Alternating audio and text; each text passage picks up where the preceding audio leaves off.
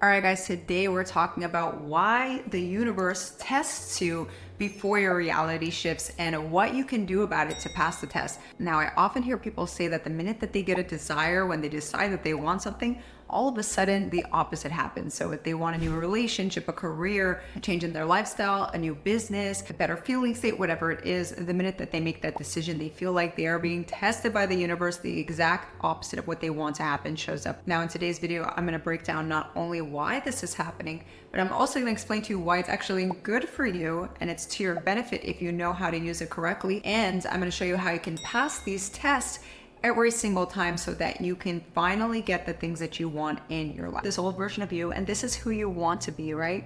You want to have the money, the house, the relationship, the career, the passion project. You want to feel amazing. You want to be fulfilling your purpose, whatever it is.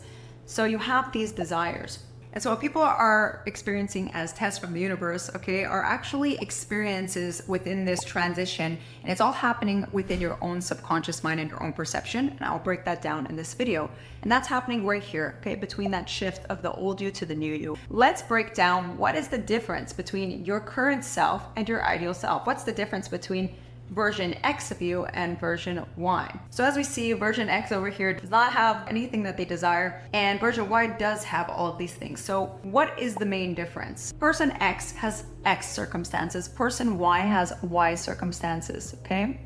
And person X also has X perceptions, beliefs, their self-concept, their emotions, all associated with who they are being. And person Y also has Y perceptions, all associated with who they're being, Y beliefs, Y self-concept, and Y emotions. Now, the circumstances are already in the past. There's really nothing you can do about circumstances. They're already happening, they're already in the past, and they're already a function of who you've been in the past.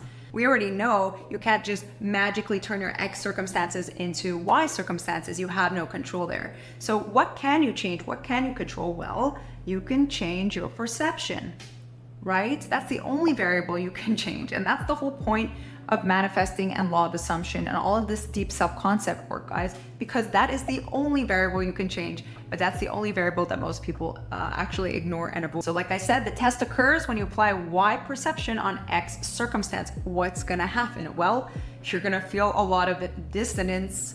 Okay, you're gonna feel a lot of uncomfortable emotions. You're gonna feel fear. You're gonna feel low self-concept. You're gonna feel a lot of doubts, a lot of attachment. It's normal. So let's talk about this dissonance as waves, okay?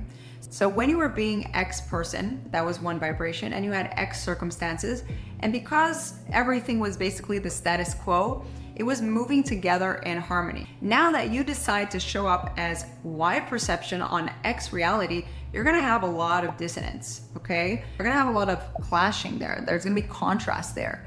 And that is what feels uncomfortable. That is what feels like a test. Now, even though it feels that way, those uncomfortable emotions and that dissonance is here to help you become the person that you say you want to be, so you can have the outcomes that you want in your life, okay? That's why we also say everything is working out to your benefit, even if you can't understand that from your current perception. It is, okay? It's helping you, even though the reality is not matching it, and you can wait for your reality to resolve up to your new perception.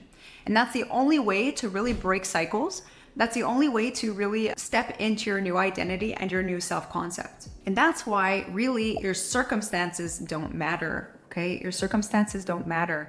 They seem so triggering. They seem very emotionally challenging. They feel like tests. The reality is that those circumstances are already in the past. They're a function of who you were being in the past. They are a result of your old perceptions and your old self-concept. So that's how you used to feel and how you used to think. And you only notice these circumstances as so important and triggering because of fear and attachment. So now, before I tell you exactly how to pass the test every single time, I just want to point out that there are times you may not go through tests at all. And many people don't go through any tests at all. So when will you not go through tests? You won't go through tests when you aren't attached to the desire.